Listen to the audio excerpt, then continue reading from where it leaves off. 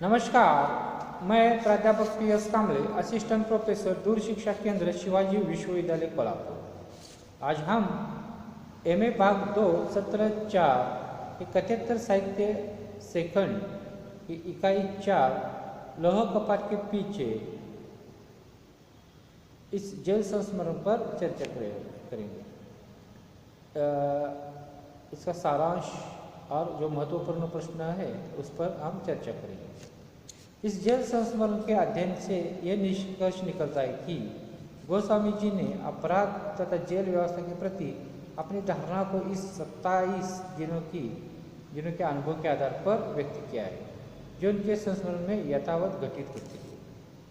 श्रवण कुमार गोस्वामी ने लिखा है ये संस्मरण, ये जेल संस्मरण है लोह कपाट के पीछे। तो 27 दिन का अनुभव है उनका, उस अनुभव पर ये लिखा गया है। गोस्वामी जी को जेल में रहकर वहाँ की व्यवस्था का अध्ययन करने का अवसर प्राप्त हुआ। इसी को लोह कपाट के पीछे में उन्होंने एकत्रित किया है। अध्ययन की सुविधा के लिए इसमें 21 उप शाखाएँ बनाई गई हैं। इसमें अध्ययन की सुविधा के लिए कितनी शाखा बनाई गई? 21। अपने 27 दिनों की यात्रा, हर छोटी बड़ी घटनाएं, हर किस्म के लोगों से की गई भेंट, उन सब की यादें इस संग्रह में संकलित है, जिनकी सहायता से कम कारा के जीवन और प्रशासन को अच्छी तरह समझ पाते हैं। लेखक ने इस संस्मरण के माध्यम से कारा में व्यक्त भ्रष्टाचार, अत्याचार, अन्याय, अशिक्षा पर प्रहार किया है। साथ ही मनुष्य में आए परिवर्तन को भी दिखाया है। अंत में लेखक वह बात व्यक्त करते अफसोस जताते हैं कि जेल व्यवस्था काफ़ी शोचनीय है। जेल में रहने वाले बंदी भी मनुष्य है, वहाँ के अधिकारी भी मनुष्य ही है। न कोई उच्च और न कोई तुच्छ, समानता सब में हो और मंगलकारी होता है। मनुष्य का दायित्व है कि मनुष्य को मनुष्य की दृष्टि से ही देखा जाए। मानव की मानवीयता अंतिम सत्य है और सबसे श्रेष्ठ है। तब लेखक कहते हैं मानव की मानवीयता अंतिम सत्य है और वही सबसे श्रेष्ठ है। लोह कपाट के पीछे मनोविज्ञान, अपराध शास्त्र, समाजशास्त्र के धरातल पर लिखी गई श्रेष्ठ कृति है। इस कृति के माध्यम से गोस्वामी जी ने बिहार की शासन व्यवस्था पर करारा बैंक कसा है। इस कृति के माध्यम से लोह कपाट के पीछे, इस कृति के माध्यम से लेखकों ने क्या किया है? बिहार की शासन व्यवस्था पर करारा व्यक्त किया है। जेल में आमतौर पर कैदियों के साथ इंसानों की तरह नहीं तो जानवरों की तरह बर्ताव किया जाता है।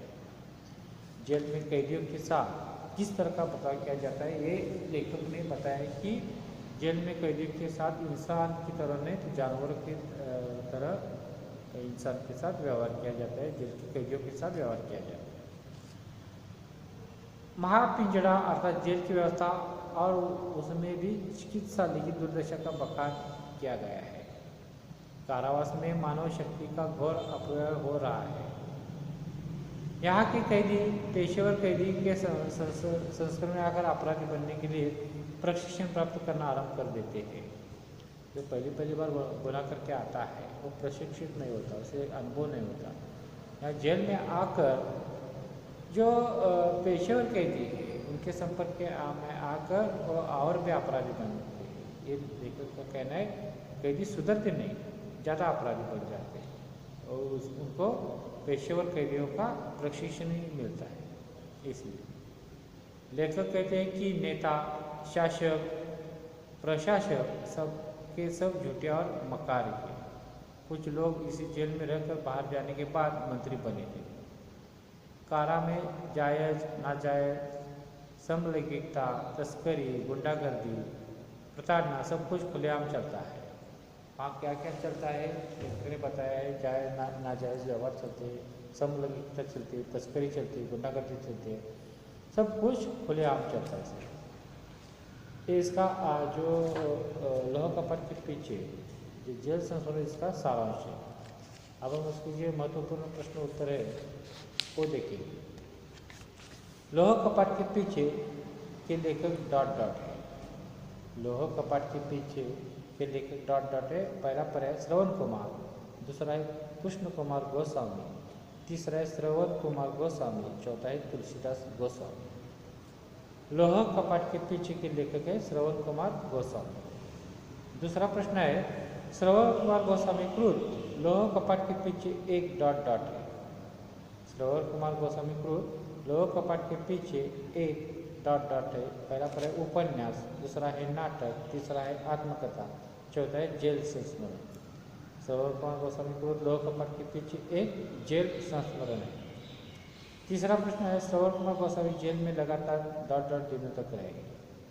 श्रवण कुमार गोस्वामी जेल में लगातार डॉट डॉट दिनों तक रहे हैं। पहला पर है 25, दूसरा है 27, तीसरा है 37, चौथा है 50।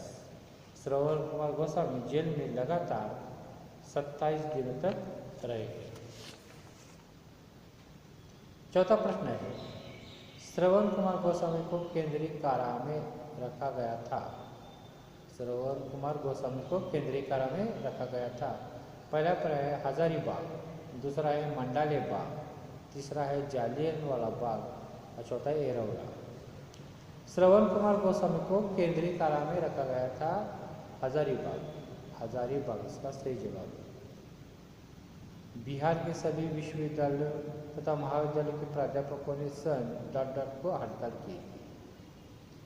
बिहार के सभी विश्वविद्यालयों तथा महाविद्यालयों के प्राध्यापकों ने सन डॉट डॉट को हड़ताल की थी। पहला पर है 1980, दूसरा है 1982, तीसरा है 1984, चौथा है 1985। बिहार के सभी विश्वविद्यालयों तथा महाविद्यालयों के प्राध्यापकों ने सन 1982 को हड़ताल की। सही जवाब है 1982। आगे का प्रश्न है डॉट डॉट में विचाराधीन कैदियों को रखा जाता है। डॉट डॉट में विचाराधीन कैदियों को रखा जाता है। पहला पर है सत्याग्रह, दूसरा है हाजत, तीसरा है स्टेट वार्डर, दूसरा है दुमहला। हाजत में विचाराधीन कैदियों को रखा जाता है। सही पर है हाजत। 8 नंबर का प्रश्न है स्टेट वार्ड में डॉट डॉट बंदी रखे जाते हैं। स्टेट वार्ड में डॉट डॉट बंदी रखी जाती है। पहला पर है राजकीय, दूसरा है महिला, तीसरा है बाल अपराधी, चौथा है दीवान। स्टेट वार्ड में राजकीय बंदी रखी जाती है। सही जवाब है राजकीय। जेल के सर्वोच्च अधिकारी को डॉट डॉट कहा जाता है। जेल के सर्वोच्च अधिकारी को डॉट डॉट कहा जाता है। पहला पर है अधीक्षक, दूसरा है कक्षपाल, तीसरा है काशपाल, तीसरा है डॉट। जेल के सर्वोच्च अधिकारी को अधीक्षक कहा जाता है। सही जवाब है अधीक्षक। आगे का प्रश्न है डॉट डॉट में प्राणदंड कैदियों को रखा जाता है। डॉट डॉट में प्राणदंड कैदियों को रखा जाता है। पहला पर है अंडा से, दूसरा है टी से, तीसरा है हाजत, चौथा है स्टेट वार्ड। टी सेल में प्राणदंडित कैदियों को रखा जाता है। इस प्रकार आज के इस वीडियो में हमने जो नए भाग 2 हिंदी सत्र 4 के लिए 75 सेकंड में इकाई 4 लोहे कपाट के पीछे जो जेल संस्मरण में श्रवण कुमार गोस्वामी जी ने लिखा है इसका जो सारांश है और जो महत्वपूर्ण प्रश्न उत्तर है इस पर चर्चा की। ध्यान से आप ये वीडियो देखेंगे, सुनेंगे और उसके साथ हमारा जो सेल्फ इंट्रोडक्शन मटेरियल है उसका अध्ययन करेंगे तो आने वाली परीक्षा में आप अच्छी गुण प्राप्त कर सकते। तो इसके साथ ये जो इकाई है आपकी जो सेकंड भाग है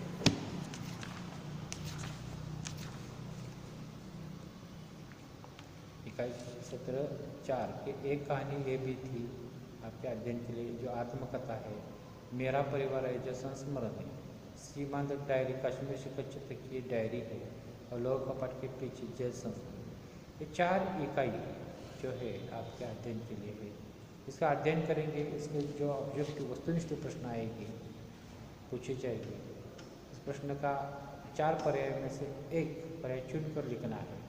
अच्छी तरह से ये वीडियो देखेंगे और हमारा जो सेल्फ इंस्ट्रक्शन मटेरियल है उसका भी आप अध्ययन करेंगे तो अच्छे गुण आप प्राप्त कर सकते हैं। तो 4 इकाई देखिए कौन सी है, फिर एक बार बताते हैं। एक कहानी ये भी थी, ये आत्मकथा है, मेरा परिवार एक संस्मरण है, सीमांत डायरी कश्मीर से 75 की डायरी, लोकपाल के पीछे एक जेल संस्था है।